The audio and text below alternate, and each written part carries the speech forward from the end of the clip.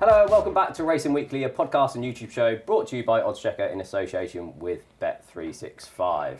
I'm delighted to be joined by both Hayley Moore and Anthony Ennis to look back at some jumps action and flat action and look forward to the bet365 sponsored cards at Sandown on Friday and Saturday. It's obviously the transition between the jumps and the flat so far. So Hayley, I'm going to come to you first, just for a quick highlight of the jump season so far. Well, I think going back to the Cheltenham Festival, I think seeing Lossiemouth, I just really wanted her on so many occasions to run in the Champion Hurdle. Then obviously the door was open when we knew that Constitution Hill was going to stick to running on the flat. Thought I'd get him in early, Constitution Hill.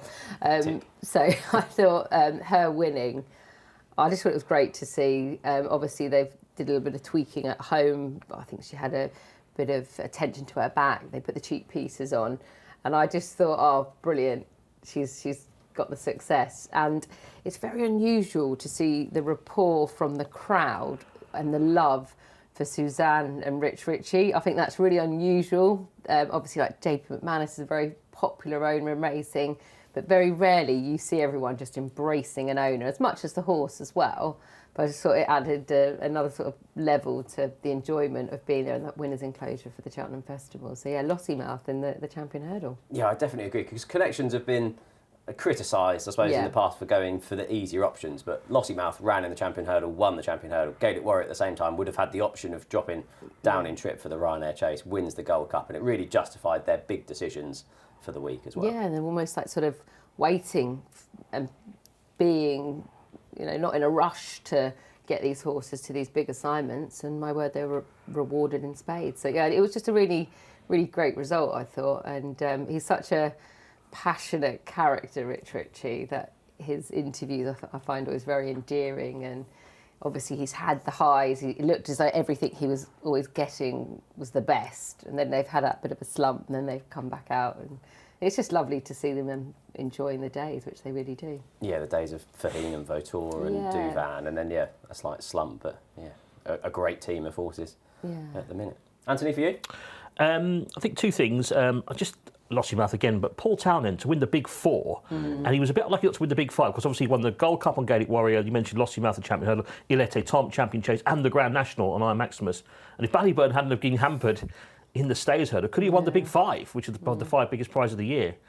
So yeah, Paul Townend for being sort of Mr. Cool, I think, and the big moment, isn't he? I mean, his run at Iron Maximus was brilliant. I thought the way he didn't go too early, didn't panic, brought the horse from the inside to the outside.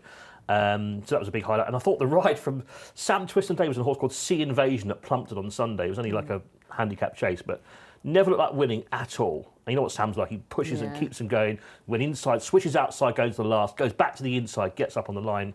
It was just an incredible ride. So, you know, we always get a chance to nominate for the Leicester's Ride of the Year, don't we? I'm going to put him in for that. Sea Invasion. Watch it back if you haven't. I thought it would have been your 25-1 winner at Plumpton earlier on. Was that last early days in the start of the season? That was the start of the season, wasn't it? Yeah, I did want to mention that. Yeah, Sarah Humphrey, I'll big him up. Yeah. I was going to say, I'll get that trumpet off the floor. Yeah. Anthony, I'll stick to you. So we're obviously now coming into the flat season. We've had a few make their reappearances. We've got a few obviously to come. A flat horse to follow for the season. Okay, I'm going to put up a horse of Cap Vert's called Ravenspire, who won on the all-weather. It was during Cheltenham week, so nobody's really watching Southwell, I don't think. But I was at Southwell on, I think it was either the Tuesday or the Wednesday. A horse called Ravenspire. He was a big horse, son of See the Stars. He beat a horse who actually runs, I think, at Sandown, a Godolphin horse, who runs this week, and who's really had a run and won at Lingfield. He was making his debut, Ravenspire. I looked at the paddock, thought he's a really big horse. He's going to come on a bit for this. And then there was late money for him, and he won, and he just beat the Godolphin horse by 4 or 5 lengths. And I think Clifford Lee rode him, didn't, or was it Sam James? Didn't even ask me. He strode clear. I thought this is a proper horse. I think he's got Dante entry, but the way he won, that was a mile and a half. I think he doesn't want to go back in trip. He looks a mile and a half, mile 6 horse. So yeah, I'm going to put him up as my horse to follow. Excellent, yeah. We've now become in tune with looking at these back-end all-weather novice races, haven't we, for looking for classic prospects. And for you, Hayley? Well, funnily enough, I thought you were about to take the words out of my mouth. Carl Burke again, one that's probably a bit more obvious, but I think he's going to be an exciting horse when he steps into Group 1 company. It's Convergent. I was so impressed with him at Newbury to be stuck down in a pocket like that, get out and pick up the way he did. Incredible closing fractions. They seem to have been very, picked up how well he did quicken. And then he went through the line and he couldn't pull him up, and I loved seeing that. So I just think that he's a horse that he's an absolute beast to look at, really strong, and there's only going to be more to come from him as time goes on because he's only going to strengthen up. And I just thought it was a remarkable performance. So I'm excited to see him go head-to-head with Group 1 horses and see what he's got this Coronation season. Cup, let's talk about next one, Epsom. Yeah, Coronation Cup. Which- Test your mettle against Calandagan. Yeah. We'll see how good you are. I mean, they're both big horses, but he is so big, you would think that possibly Ascot would suit his physique better. But then he's very well balanced. He did well to get rolling again, so maybe he'll be absolutely fine at Epsom. Yeah, I think King George will be his race. Yeah. Summer. I can see him running well. Yeah. Because you don't often get a big field in that, do you? It's not always the strongest No. race for some reason. I think it could be a sort of King George horse. Well, that's why they've put so much prize money into it. There's so many initiatives around the King George to try and make it that summer centrepiece that it should be. Yeah. And it's up there with the prize money now. So hopefully that will mean the field sizes will get a little bit bigger. Does he have to avoid Calandagan, though, to try and get... I was going to say, I think Raffard has said that, he'll go to Coronation Cup. I think everywhere Convergence going, Calandagan's going, which is a bit worried, but... I think that's what will make it a great head-to-head between will. a couple of horses before you even mention some of the other opposition. Yeah, he would have gone down as one of the most unlucky losers of last week if he hadn't have actually got out in time. Yeah. But we'll hear more from that in this week's Racing Recap. So the place to start will be the Scottish Grand National. Cap Vert won the race by 1.5 lengths, possibly idling late on. There were a couple of mistakes. Gitmaker, I think, made a bad mistake down the back. Isaac Dezobo made a mistake at the fourth last. But Cap Vert, the eye was always drawn to how well he was travelling, Hayley. Yeah, really good. And I was really pleased to see Sean Houlihan up there winning a big handicap, valuable handicap, because he's obviously got a great opportunity now with Philip Hobbs and Johnson White in recent times, and it was just nice to see him have a big victory. Obviously there wasn't many finishes, but I thought the race was a lot more enjoyable to watch than last year's race. There was a lot of horses that pulled up, even though there were more finishes. I don't know if jockeys were just being a bit more sensible. If they're not going to get home, to ease up, don't bother. I suppose we've had recent incidences from the Grand National that sort of remind jockeys don't keep going for the sake of it. So he was very impressive, and it was just nice to see his pretty neat round of jumping over 4 miles. So it was a shame Gitmaker didn't quite have a better round. I mean, he's getting on a bit now, but he seems to retain his ability, which is great. And Kim Rock was probably unlucky not to have been second, but I think the bookmakers were probably quite relieved because he'd been very well supported before the off. Yeah, Kim Rock, well, I'd like to touch on Anthony. Obviously, 6-year-old, finished third. Don't know whether he truly stayed the trip at this stage of his career, but he's definitely going to be one for these long-distance handicaps going forward. And he really belted. Was at the 15th, he absolutely made a shuddering mistake, and I thought, well, he's done well to come back from that. There was a couple he didn't jump very well later on as well, but as you say, young horse. The bookmakers were worried about it because obviously the English National, Iron Maximus, was a well-backed winner. The Irish National favourite won. They were worried about the favourites winning the three of them, obviously 3 weeks in a row, but luckily Kim Rock, for them, managed to just fail. I thought that the Paul Nicholls horse was a bit unlucky, Isaac Dezobo. He made a really bad mistake, 4 out, first in the straight, when he sort of dragged his hind legs, lost his hind legs on landing. I thought he was going to pull him up, but he finished, I think, got about 9 lengths in fourth. But I think if he had not made that mistake, because that was a real momentum stopper, I think Isaac Dezobo would have been a lot closer. I think some of them were just struggling with the ground that they probably weren't quite going to foresee, because things sort of had dried up a bit, but then obviously at the start of the week. But then if you're targeting that race, you think, I might as well keep going anyway. But I think it was described at heavy, so it did end up with quite a small field. So there were 2 races that I couldn't see which any of the horses were, because all the jockeys' colours were just the second, weren't they? Yeah. It was, I think there was one that had the hurdle races. I think it was on the Friday or the Saturday. Where I was just like, what's that? What's that? Yeah. Because they were just obviously spattered in mud, weren't they? It was incredible. Yeah, who'd be a commentator? Yeah. I wouldn't. Well, it's funny, so I was in Racing TV in the studio on that Friday at air, and recently you look at the on-course presenters and you think, I'm in the studio, nice and warm and toasty in here, whereas now we're getting into the stage where you actually want to be on course in the nice weather. But yeah, one of those races, I don't know how they said what was 4th, 5th. They're all exactly the same. It's incredible. Yeah, I wouldn't want to be doing your job there, Anthony, anyway. Next race to review is the Scottish Champion Hurdle, Dedicated Hero, 2 from 2 after a wind operation. won this despite being £6 out of the handicap. Yeah, an incredible run. Won at Kelsey before that. Great for Sandy Thompson, isn't it, to win a big race like that as well. A huge race. I felt for poor old Tutti Quanti. Thought he did deserve that. Another full start as well. Yeah. What is it with full starts on Tutti Quanti? He was so unlucky again because he was ready to go, wasn't he, first time, and they had to go round again. He's a horse that gets buzzed up and he has to go first time. And then when they actually started the race, if you watch it, Harry had to really get after him to get him going, and he used up so much petrol in that first half mile. Then he was keen once he got to the front. He made a mistake as well down the back. Yeah. And a poor old horse, he was flat out, wasn't he, when he came down? Just hope he's all right for next season. Yeah, I'd back Tutti Quanti, and I personally thought he was beat at the time. Yeah, he looked, like Anthony says, the start, you don't know if jockeys were sort of making sure that after the way he was really digging his heels in at Cheltenham that he didn't want to line up and go, and then he had to really make him get there. He did actually get to the lead in comparison to obviously his run at Cheltenham. Can they do anything with a horse? You'll know. Can you train a horse to start? But I don't know. Can they do anything with the horses at home to sort of get them ready for starts like that? Obviously, you can a lot more on the flat, do a lot more because you're coming out of stalls and you can work on that. But it is quite difficult when you're down at the start, and the way that things have gone, the starter doesn't have the whipping in anymore, so they just sort of chase horses in. So again, that's quite difficult. Not really. I suppose you can sort of crack a lunge line or something like that for a sound, but then it's not going to be there on race day anymore. No. So we've had to move with the times in that situation.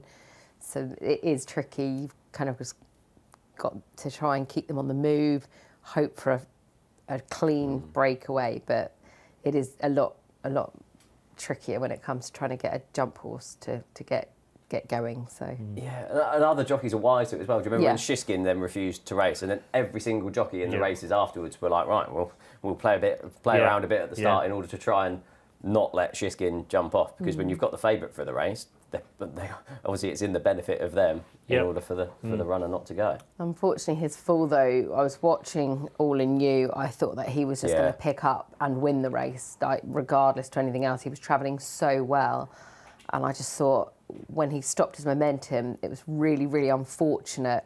But then he did regather, and then I thought the horse just hasn't looked like he's gone through with it, and I was a bit sort of like ready to put him in my tracker for next time, and then I was thinking, I don't know actually. But then it stopped and took so much momentum from him that maybe it was very, very costly. But he is a horse that's been a little bit hit and miss. Obviously, I've followed him because David Maxwell, the horse used to be in my dad and brother's yard when he was there. So he's run some good races, but I thought he was going to win I don't know, maybe the heavy ground. But then he's run on those conditions in France as well as over here, and I just thought he was the winner. So, I don't know, I'd probably, with a cleaner run, if he wasn't so badly hampered, I probably would invest in him next time. Yeah, he could be a horse, say, for the Greatwood Hurdle early on next season. Yeah. Some of those 2 mile handicap hurdles. I don't know if they're going to go chasing with him or not, but just a shout out for Betty as well. Finished third again for a second year in a row. Yeah, she's been great, and it's nice to see Ben Clark have these big victories. Obviously, he won on the card as well. Yeah. She ran another good race, and I think he sort of punches well above his weight as a trainer that you probably don't always think of. Yeah. We'll switch codes to the flat. We'll have a look at a few of the Guineas trials, the Greenham being the first. Alparslan beat the right horses in Zavatieri and Albert Einstein. He's now 20-1 with bet365 for the 2,000 Guineas. What we'll do is have a quick review of the Greenham and the Craven, and then have a look at the 2,000 Guineas picture on the whole. But Alparslan, a nice horse, boosts that form of the Dewhurst from last season as well. Yeah, he was impressive. I thought it was a brilliant ride by Clifford Lee to get that stand-side rails, which that was the place to be, wasn't it? Newbury Friday and Saturday. How many horses didn't win because they were out in the centre, out in that flank in the middle? Just couldn't. It paid to be as close to that stand-side rails as you could Friday and Saturday. I think even more so on the Saturday because it's quite windy on the Friday. So I think it was even better when you were there on the Saturday to have that advantage. But yeah, it was a great ride. I thought Zavatieri, I'm not convinced he's going to be as good this year as last year. I mean, I don't want to pigeonhole him as a 2-year-old only, but I'm not sure there's going to be that much progression from him. But look, he's probably going to win races. Albert Einstein, I'm not sure what he is. Is he a sprinter? Is he a miler? I've kind of half given up with him. The fourth horse, I think it was fourth, Needle Match, is the horse I'm going to take from the race going forward. Only had one run before, won a maiden, I think, last back in. I think it was at Newbury. Side Sahel colours. Tom Mark, if you watch him about 2 out, he kind of he ran down a bit of a blind alley. He was in the wrong part of the track towards the middle. Then he switched him back near side. And you watch him on the gallop out. He really did finish off well. So I think even long term, he might be the best out of all of them in that race, needle match, because he's only had 2 races now. Whereas Alparslan had a harder campaign. But Alparslan, very impressive. And, he'll go to the Guineas as a each-way chance, wouldn't he, I think? Yeah. He was, a 50 shot in the Dewhurst, ran well, and both himself and Oxagon obviously ran well out of that race. And he looked as though he was sort of relaxing at Alparslan out in front. I think if they'd have come to him sooner, he would have battled on. I thought it was a great run, first run back. He was obviously tried over in the Curragh in a big field, and that's when he sort of really announced himself. And I suppose he went off the price he was because he just wasn't quite good enough at Newmarket behind Gawan last season, when he only finished 6th that day. But I don't know, I thought he really announced himself to sort of say, I've trained on, I'm a good 3-year-old, and definitely put his hat into the mix. But I thought Zavateri's run was good. I thought that he was very unfortunate the way he was trapped in a pocket, kept in, obviously nothing wrong there, and the rider was keeping his line, made sure I watched the head on. He did force himself out, Zavateri, to try and stay on, and the way he re-rallied, I thought it showed that he has trained on as a 3-year-old. So he's certainly one that I think should line up in the Guineas, but it seems as though he's sort of going to make her mind up. I thought she'd be very keen to go there. Yeah, I agree. I think she said before the race that she hasn't really got anything good enough to work with him, so that she didn't know how straight he was. And he'll definitely come on for that race. Yeah, and Albert Einstein, I think sprinting will probably be his game. He just looks as though he got... Looks a difficult ride, doesn't he? Yeah, and the hood, I don't think he really reacted to that in the way they wanted to in the closing stages, which is common when you put a hood on. Yeah. Flight animals cover their ears, they're not going to be able to battle as well. And I just think that he's probably got speed to burn, so I'm sure they'll find an angle with him, probably at Royal Ascot or something. Dropped to 6 for the Sandy Lane. Yeah. It's a bit of a trial, possibly, on the way. Yeah. Oxagon won the Craven Stakes, a small field for the Craven. Obviously, the ground was relatively fast there as well. I thought it was a nice performance. First time cheek pieces probably sparked him in. Yeah, you make a good point. Obviously, there was a couple of notable non-runners beforehand, which meant he ended up quite a short price, but I think that he's definitely got to take his hand and line up back at Newmarket. Yeah. I liked his attitude. I liked his performance. He's a horse that I was probably expecting more from him. Some of his races last season didn't really work out. He was looked after. I think John Gosden was pleased that the jockey didn't bother when he showed that he really didn't like heavy ground conditions up at Doncaster. So he sort of blamed himself for running, and he praised the rider for looking after him and bringing him home. And it looks as though, like you say, top of the ground, it was quick, probably ideal conditions for him. Yeah. Any excuses for any of the ones in between? In behind, Avicenna didn't get the clearest of runs, I suppose, was running on at the finish.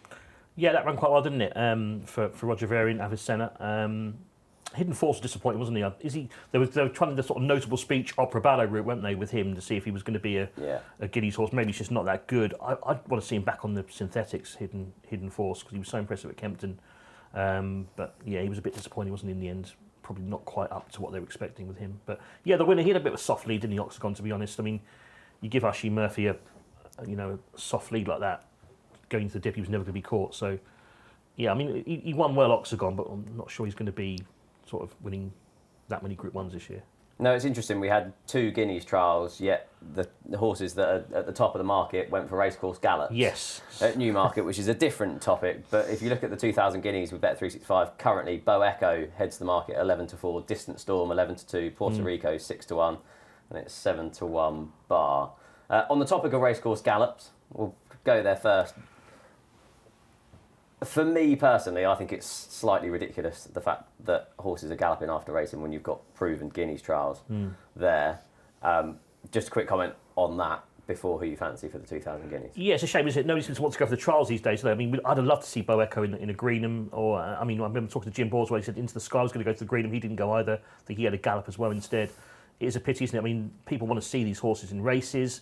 I mean, obviously I can see why they don't want to go to a Greenham or a Craven, because they think after they get beat, then it's kind of over, the dream of winning the Guineas. But I mean, they've got to run the horses, haven't they? And as you say, I mean, it is a pity for the racegoers and punters alike. Yeah. But then you see like Aidan O'Brien just running his horses, and they might not show themselves to best effect, and then it seems to work as magic. The next time out, they'll, I don't know, go win a derby or something like that, so casually. So it's nice that we do get to see them, especially if they're galloping on the same day.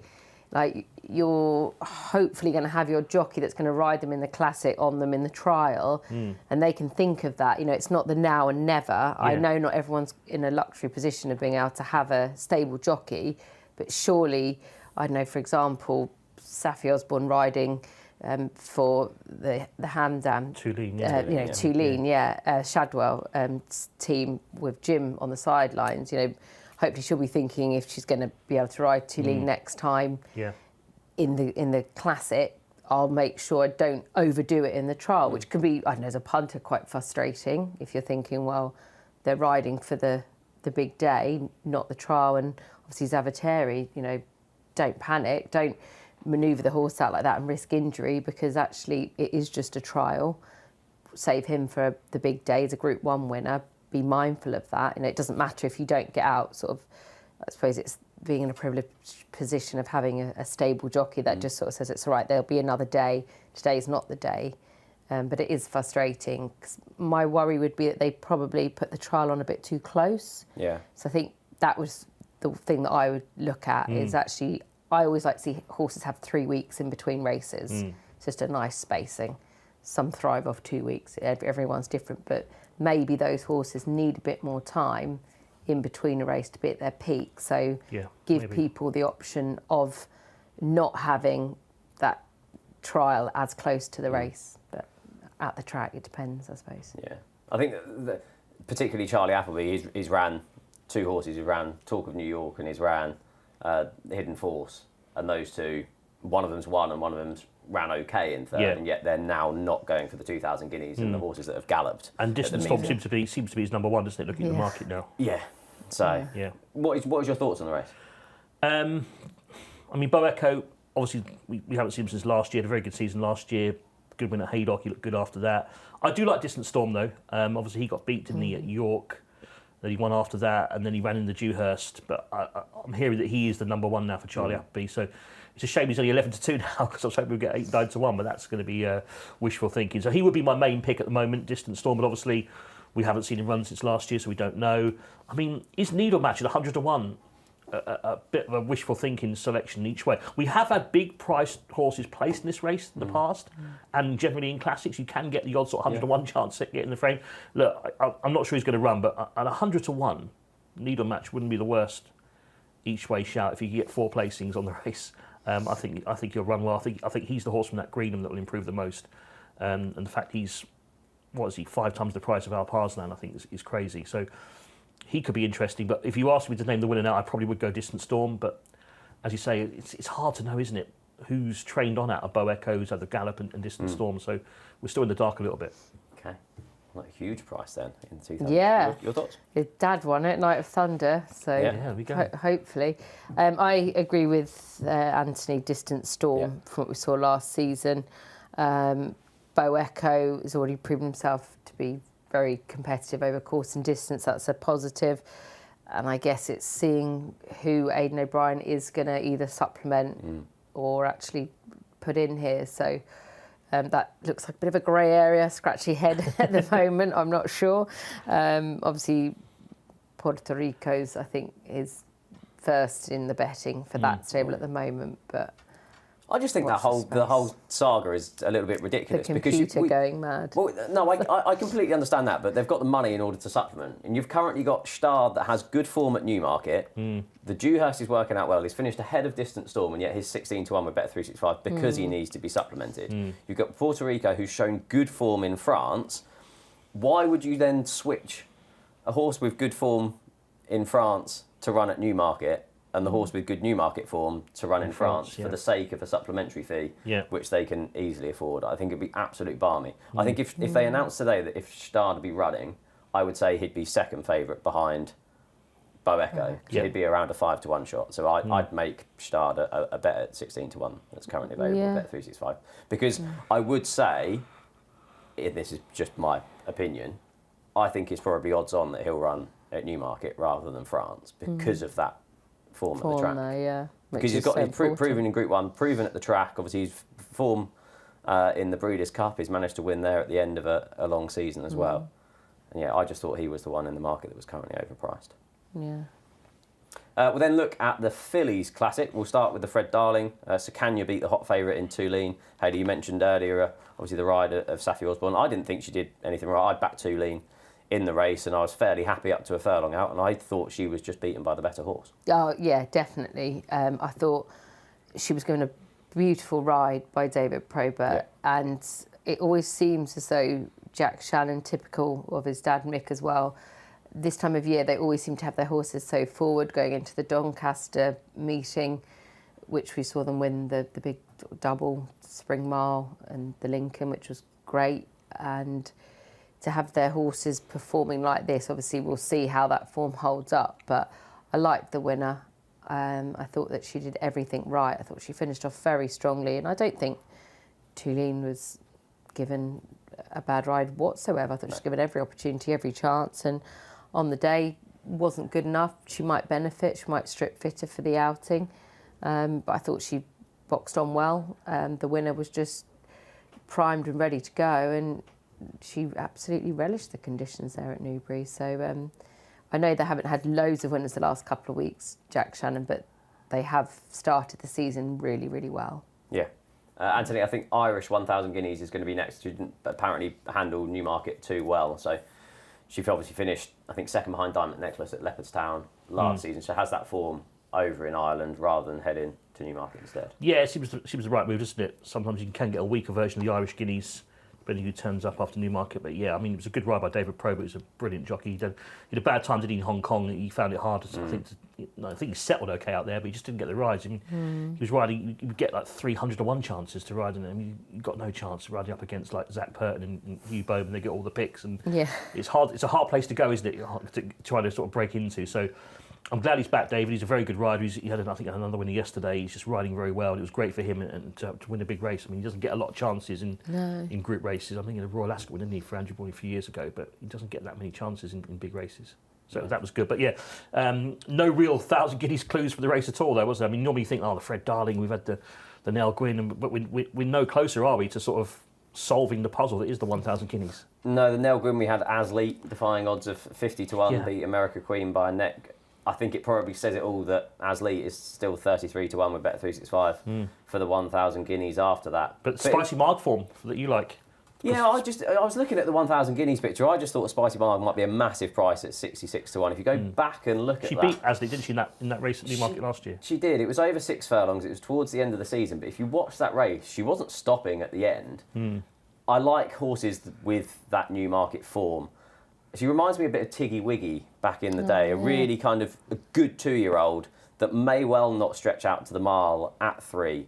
But you can run in here and drop back sprinting. They often say that the Guineas is the last 2-year-old race of the season before they obviously then start progressing that way. And I thought Spicy Marg 66-1 for the 1,000 Guineas might well outrun her odds. In what's definitely an open renewal. If you look at the 1,000 Guineas picture at the minute, Hayley, Precise is 5-2, Diamond Necklace is 5-1. Well, we already know that Precise has slightly had to miss a bit of time there. Obviously, she's probably heading the form lines based of last year. True Love, she was good on her reappearance, but will she stay the mile trip is the question mark. Venetian Sun, Evolutionist. So it's an open contest. I'm at this stage, I thought that 8-1, bet365, Venetian Sun looked very appealing. Was a really big fan of hers last season. I know that Carl Burke always sang her praises, saw so many nice performances, and she had a busy old season, signed off with another placed effort, but as long as she's fit, ready, raring to go, I'd be quite happy at 8-1 each way.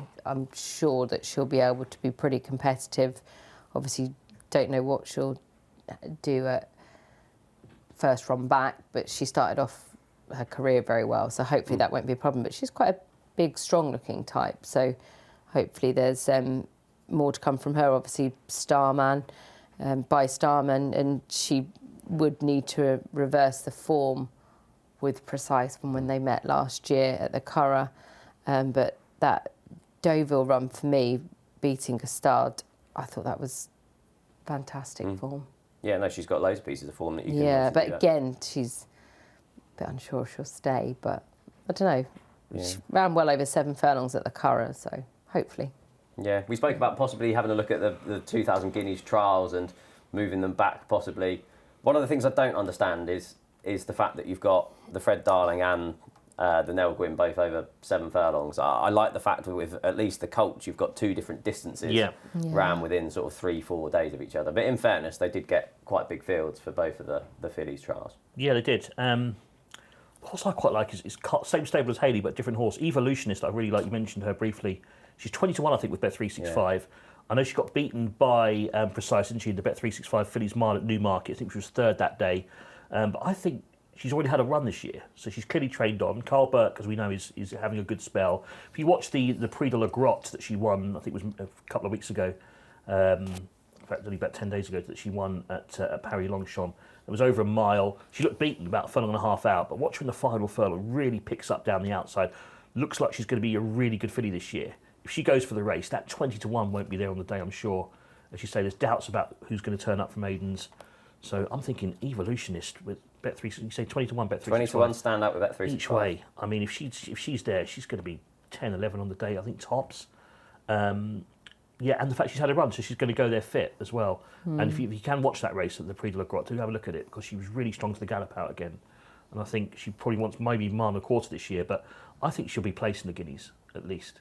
There you go. A few big prices then to have a look at for the 1,000 guineas. Hayley, I'll come to you for anything else that you've seen over the past week. We had nice performances at Newmarket, the likes of Demisis. Run to Freedom amazingly won the Abernant Stakes at the 4th attempt. And the Gosden stable have some nice 3-year-olds, I think. Oh, the Gosdens is probably the best way of summing up last week, whether it's going from the King Queen's horse, who was... Portcullis won the Wood Ditton. Yeah, really exciting. I thought that was impressive. And then we had some beautiful performances at Newbury as well. I quite like the Mrs. Rupert owned filly that managed to win on I think it was the Friday card actually, and then Water to Wine. Yeah. What's Ryan said about Water to Wine? Come on, what's he said about her? I haven't asked him, but I need to sit down and quiz him when I head up for the Guineas sort of weekend. But I was so impressed with that horse. He looked as though he just has got a lot of ability, and I liked his attitude. But I'm the One. That was another one. It just seemed a really exciting start to the new season for the Gosden. So she's Oak's favourite, hasn't she, on the one, quite short as well. 7-2, that sort of price. Yeah, she's definitely sub 5-1 anyway. Yeah, the 5s. I don't think the 5s lasted very long. I think a few firms went 7s. She's 7-2 favourite. A couple of firms went 7s straight after that race, and they was, I think, knocked over because, as you say, it's a cloudy picture again at this time of the year for the Oaks, but she was so impressive. I'm the One, I agree. Because she beat the Andrew Balding horse, who's had a run. I remember thinking she's going to have to be good to beat this horse first time out, and she annihilated her. And William Buick was full of praise, wasn't he, afterwards? So I'm the One. And Water to Wine, who John Gosden's saying he's not going to go for the Derby. I think that's right, isn't he? He's talking about the King Edward VII. So he doesn't want to rush him. Royal Ascot Derby, I call it. I'd be tempted to go Epsom, though, wouldn't you, with him? Yeah, the way he did it. If he was mine, he'd go Epsom. Yeah, and you're looking at kind of long-term targets for Portcullis as well. You'd imagine in the silks of the King and Queen, you'd imagine St James's Palace Stakes might well be on the agenda. Possibly the Heron next would be the logical stepping stone. And a couple of other exciting winners. So Regal, another Gosden 3-year-old one, and Synchronicity, the sister to Ombudsman, one as well for Ed Walker. That was a nice performance. So plenty to note from the last week. And that brings to a close this week's Racing Recap.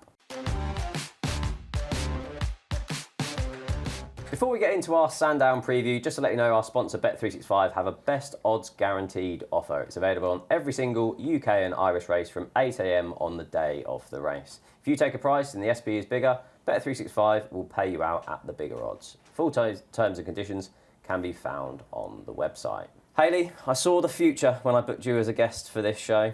I thought Havela is definitely going to win the Sussex National in impressive style and head to the Bet365 Gold Cup next. Currently heads to the market at 7-2.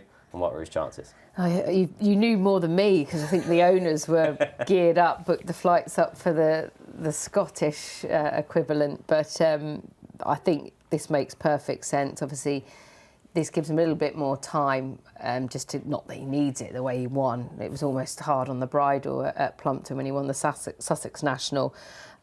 He's been a remarkable chaser, and I wouldn't be able to put anyone off him. If anything, Sandown, great track for him. The record of the yard always seems to be a positive at Sandown. Having that extra time and the ground, most importantly, he would not have liked the heavy ground conditions that came last Saturday. So it's looking dry. It's a very bright sunny day as well. We're not too far from the track. I drove past there this morning.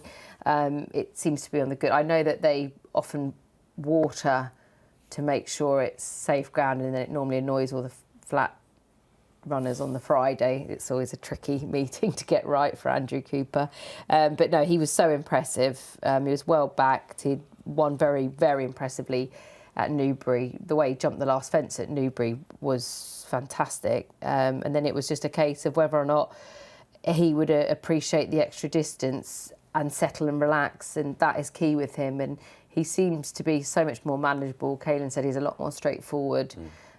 He's obviously jumps very well. It's just sort of containing his energy and making sure he switches off well enough, and that seems to be the case. They've actually taken the hood off the last couple of runs, and sometimes you're watching the race thinking, oh no, this is not great, but the last day he seemed all right. He's not a runaway or anything, just enthusiastic. So he has gone up £10. I mean, the manner in which he did it, I thought it was so positive. So the ground conditions should be perfect. The trip shouldn't be a problem.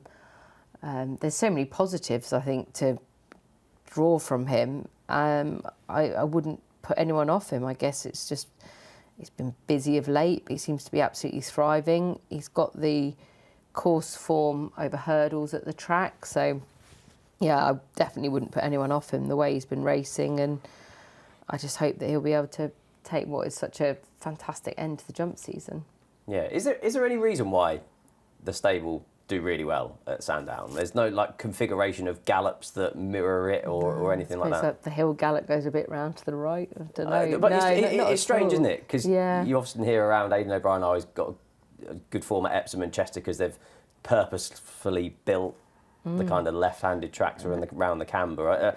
Mr. Harwood back in the day at Coomlands in Pulborough, his track, he put in a Derby bend with the hedge on the grass and everything. I don't know. No, we don't have Sandown in our back garden, sadly. No, I don't know really. Just I suppose it's not too far away. They're not having to travel too far. The uphill finish seems to suit them. You know, it's a great jumping spectacle as a track. Obviously, it's tricky. Got the railway fences, pond fence. Yeah, I don't know. It's just been a great place. Yeah, I can't ever explain. You know, we could be having a sort of average season, then all of a sudden, boom, a 3-timer at Sandown. It's great. It is. Yeah, you can just. This is one of the races that you can see in your head, can't you? You can see Caelan Quinn holding on to lots over jumping the railway fences, sit and hold after the pond fence, and then go and win your race. But yeah, such a strong traveller, brilliant jumper. Yeah, should really have a good chance. And he seems to have come out of the race really well. They're very positive. He's run well on ground that has been testing at places like Lingfield, again just down the road. You can't obviously be too picky all the time, otherwise you'll never run them. But he does seem to be much better on a sounder surface. So if it's just on the slower side of good, which I suppose it should be, that's what they'll be watering for. If they're watering, I don't actually know. Then that'll be absolutely spot on. I did read this morning that quite a lot of the tracks were watering in progress, and I think Andrew Cooper, that's the same, because their watering system is up and running, it's working. So yeah, at the moment the chase is good to firm, and the same with the hurdles, and it says watering in progress. So then they'll be making sure it's safe ground for the end of the season. Anthony, your thoughts on the race? Havela's 7-2 now, isn't he? I think. no price. I missed the 6-1 that was around yesterday, so yeah, too later. I mean, I think he's the likeliest winner. Whether I want to back him at 7-2, I don't know. There's only one Willie Mullins horse now in this race, and you can tell he's not going for the Trainers' Championship, can't you? He would have had 15 in it otherwise. But yeah, his run of Road to Home is interesting, though, isn't he? That behind Ask Brewster at Cheltenham, the Kim Muir. I think he might reverse that form with Ask Brewster, who didn't run in the Scottish National. Of course, that's strong form, isn't it, for that Cheltenham race? Kim Rock, I think, was 4th in it. So, Road to Home, was it 10-1, I think, with Bet365? He might be an each way shot in it. Indoor, I was looking at as well, ex-Venetia horse, 3rd at Ascot. Haven't seen him. He'll be fresh the most, though, when he's missed all the sort of Cheltenham races and things. He's not run since January. But again, 11-2, kind of missed the boat with him as well. So, I think Aveda will win. But if I'm also having a bet, I might just have a couple of quid on Road to Home each way at 10s. There we go. No negatives then for Hayley, your 7-2 favourite in the Bet365 Gold Cup. We'll then move on to the Bet365 Celebration Chase. John Bon, Thistle Ask, Solness, JPR1. It looks a brilliant contest. Obviously, John Bon has won 5 of his 7 starts at Sandown, 2-time winner of the race. Very much sin to best effect at Sandown previously in his career, but new kid on the block, I suppose, is probably what you'd describe Thistle Ask has improved £45 in his 5 runs since joining Dan Skelton. Oh, he's been a remarkable horse, and obviously we all thought he'd run at Cheltenham and maybe upset a few of them that might want to get a soft lead in the big races, but they've been patient, they've waited. So he's had a 98-day break, so he's really fresh. That's quite a long time off, really. I just feel like they've targeted this from such a long way off and a long way out, and that is what Dan Skelton, we've seen this season more than ever, is brilliant at target training. So it's very hard to not be swept up with him. Obviously 7-4 does look short.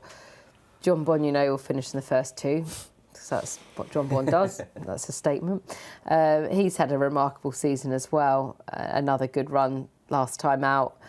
He's fresh enough coming into this race, but I don't know. I think I'd be keen to have a little play with Thistle Ask, fresh, well, and if he can just jump out and get not a soft lead, but do what he does and what Harry does best, then I'm going to have a go with him, I think. Yeah, Thistle Ask currently available at 7-4. I suppose tactics-wise, if Solness runs, normally front runner, currently 11-2. Second in the Melling Chase. I didn't think he'd stay the 2.5 miles at Aintree, but stuck on well, showed a good attitude. It's just whether they back up this quickly. That's it, isn't it? There's quite a lot of front runners in the race, isn't there? Obviously, Thistle Ask will go off in front. Solness, you mentioned as well. JPR1 always sits quite handy, doesn't he, as well? He's never far away from the front. So I think it'll just set up for John Bon. And if there's a chance they're going off the same price. Look, if John Bon was 4-5 and Thistle Ask was 5-2, I'd be with Thistle Ask. But if they're going to be off the same sort of 6-4 joints, people are just saying that might happen now, mightn't it? They're quite close now, aren't they, in the market? They're 11-10 and 7-4, but you'd imagine that's only going to go one way. I think if I can get 11-8, 6-4 John Bon, I'd back him, because I know what he's going to do. Thistle Ask is going to go off in front. He'll probably sit 3rd or 4th. Thistle Ask might get softened up, possibly by a Solness. Yeah. And he's already beaten him at Ascot, hasn't he? Yeah. So, I think John Bon loves Sandown. I was there when he won one of his Tingle Creeks, and the way he comes up the hill. So, yeah, I think I'd be with John Bon if I'm getting 11-8, that sort of price, definitely. If he's odds on, I wouldn't touch him, but odds against, I think he's probably fair value, isn't he? Yeah, I think if you're Harry Skelton, you want to be at least 5 lengths clear of John Bon and jump in the last, wouldn't you? Because you know that John Bon's going to stay on strong and get the finish. I think JPR1's going to obviously be very positively ridden, because he's relished going up in distance, and he's put in some great performances this season over further. Edward Stone, I thought we saw from Plumpton the other day, just needs a little bit further. I didn't think anything wrong with his effort at the age of 12. I thought that he ran a very good race, just needed further, was just staying on. It was too sharp at Plumpton in one of their big champion chase races, the Sussex Champion Chase. So, but I thought he showed his well-being, and I hope to see him back at Sandown. At least it's a place that he's proven to excel at over course and distance. Yeah, he won the Tingle Creek here in 2022. Gosh, yeah. Amazing 4 horse. years on, yeah. Yeah, it certainly is. Right, we'll switch code again for the flat. I'd argue that the Friday card is probably better than the Saturday card. We've got a couple of brilliant races on the Friday. We'll start off with Gordon Richards Stakes, Anthony. Almacan, 7-4. He could only finish 3rd in this race last season before winning the Brigadier Gerard. Americ at 3-1. Pride of Arras, who had to miss the John Porter with a bruised foot, is currently 4-1. Devil's Advocate 5-1. King of Cities 8-1. First start for Carl Burke, having left Richard Hannon as well. So this looks a good contest. It does, yeah. Pride of Arras, he probably did the right thing, did he, by missing out, taking on Convergent at Newbury last time out. But yeah, he's got good form, isn't he? Would he want a bit further, Pride of Arras, ideally? Maybe he looks like a 1.5 mile horse to me. Might just want York as well. He needs to prove that he's that's it, isn't he? York, mile to mile and a half. I mean, Almacam's the obvious one, isn't he? I mean, very good form. I mean, third. I mean, look at the two horses that beat him at Ascot, Calandigan and Ombudsman. I mean, that's kind of probably two of the best horses in the world. So that form's solid. Yeah, he ran, as you say, he ran this race, didn't he, last year behind Al-Azi and Ancient Wisdom. I'm surprised he got beat by those two, but then went on to win at Sandown in the Brigadier Gerard. I think Almacam will win. Almeric is interesting, isn't he? But he is sort of going up in class a bit more, isn't he? He was well behind Almacam in the Champion Stakes, wasn't he? So yeah, I think Almacam, I'll probably play it simple and just go with the favourite in this race. Yeah, currently available 7-4. Hayley, your thoughts? Well, you know that we're going to have a dry week and a dry spell because Almacam's been entered. The horse has just been entered. It dries up, doesn't it? Which makes Ed Walker's life very stressful. But hopefully he'll be in the position where they're trying to prepare the ground for the jumpers on the Saturday, that there will be enough water down on parts of the flat course around the place that might work out. So we'll see. It was disappointing not to see Pride of Arras at Newbury. Like you said, bruised foot.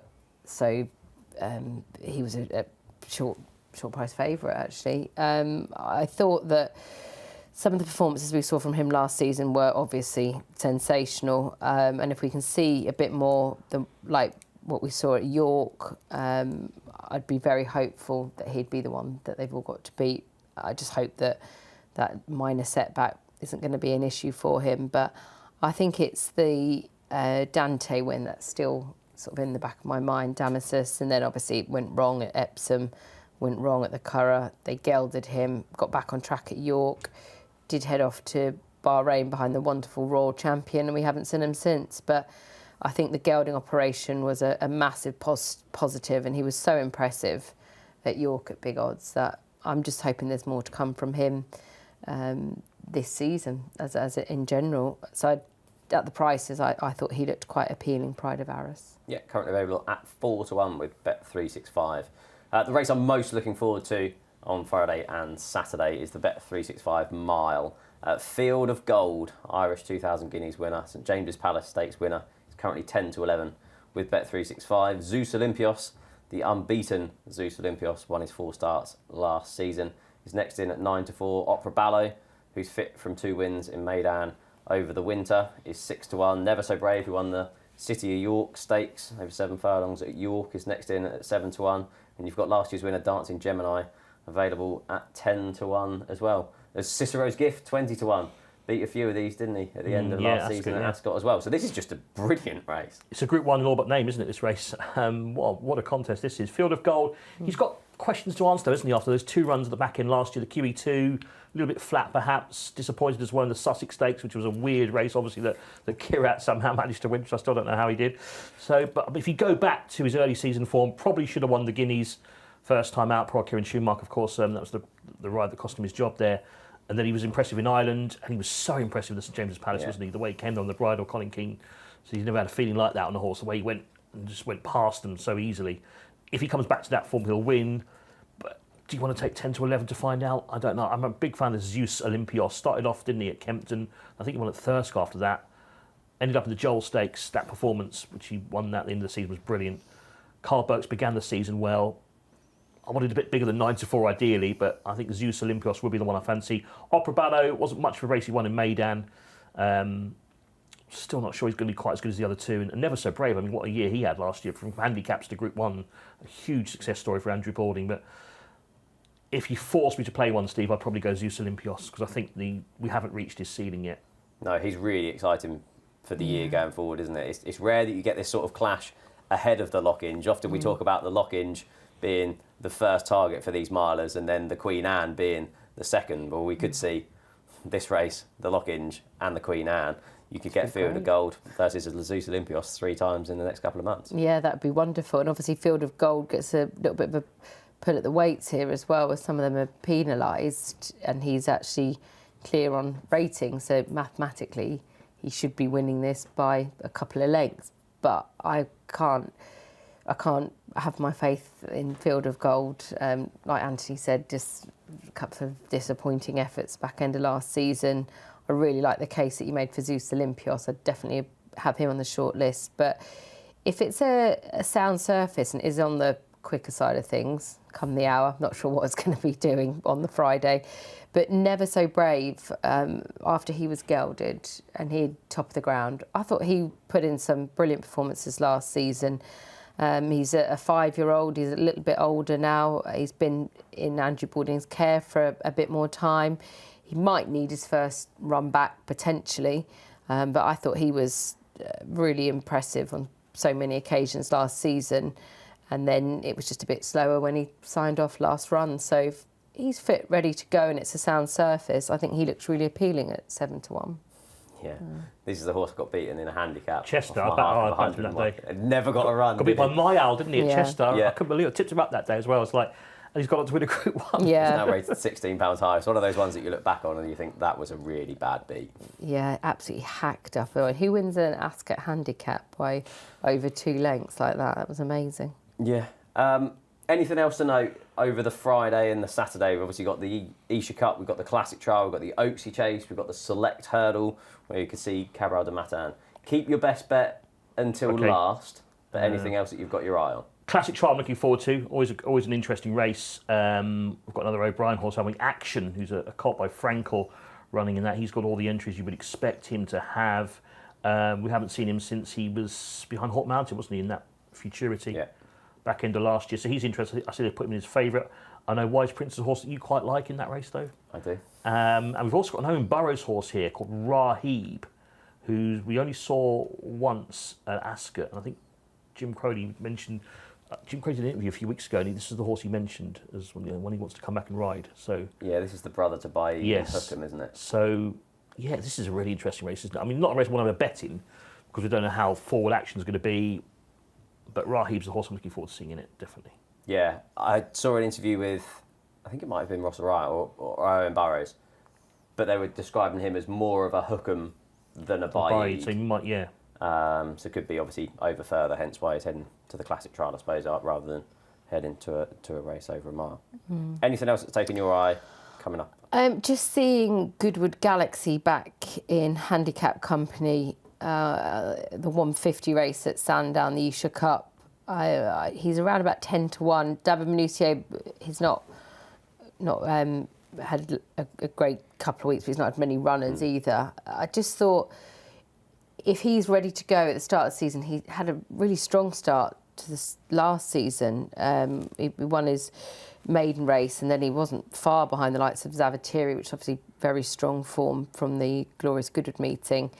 Didn't quite manage to step forward behind, well beaten behind Gawan, and then did go into run at Newbury, where he wasn't actually far behind Look to the Stars in a conditions stakes. So he's dropped down from 104 to 100, so he will obviously have the burden of carrying top weight potentially here. And I just thought if he's ready, fit, first time back, he was quite interesting. I thought this was quite a realistic target. But you have got some exciting horses in there like Organise and Nobody Knows, and Richard Hughes' horses seem to be really running well. But I thought it was quite an interesting Isha Cup.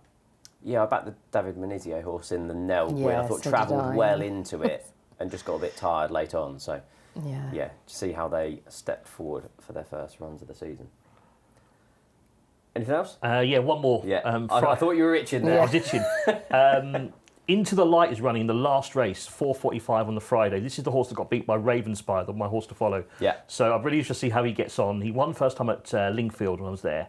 Thought he looked a nice type. Got beaten then by Ravenspire at Southall, but that might turn out to be one of the better performances, even though he got beat. If Ravenspire goes on to be a group horse, I think he will. He runs in a handicap. William Buick's already jocked up, so it looks like he's going to run on Friday. He's obviously trying to get a horse to run. We did the previews, it's quite tricky, but yeah, he's a son of Dubawi. I think Into the Light, he's probably got the Richard Hughes horse to beat in that race, Winding Stream, but that's the 4:45 Sandown on Friday, so Into the Light I'm looking forward to seeing as well. Lovely. Can put my hand up. Yep. The Cap Vert du Matin, I think everyone saw quite obvious, quite start. I know he stopped very quickly, and I think Dan Skelton was almost sort of saying he stopped too quickly, but it was quite obvious he didn't stay when he tried to stay as behind home by the Lee. So just interesting that he's dropping back down in trip. I couldn't have him in the stayers. I think he's got so much pace. And then there was a brief moment I thought, oh, I've got this horribly wrong. It looks like he's going to stay really well, and he just completely emptied out. So I think they did sort of run tests and things. I don't think anything came to light. I think they were like saying he stopped alarmingly quickly from having gone really well to just nothing. But maybe just cut out, and definitely isn't a stayer. But you think of his form behind Ginkgo Blue at Cheltenham back in January, not staying in the stayers because I think he's just got so much pace. So if he's all right and everything's back on track, then Grade 2 select hurdle, 2 miles 5.5 around Sandown. Hopefully we'll see what we saw in the closing stages, but he'll be able to go through with his effort this time. Yeah, just looking at the Bet365, the Oaksy chase, Blow Your Wad, currently 7-4 favourite. This is the race that Gaelic Warrior won last year on the way to win the Gold Cup. I don't think we've got a Gaelic Warrior in it well, last I hope year. we do, but no, I think you're right.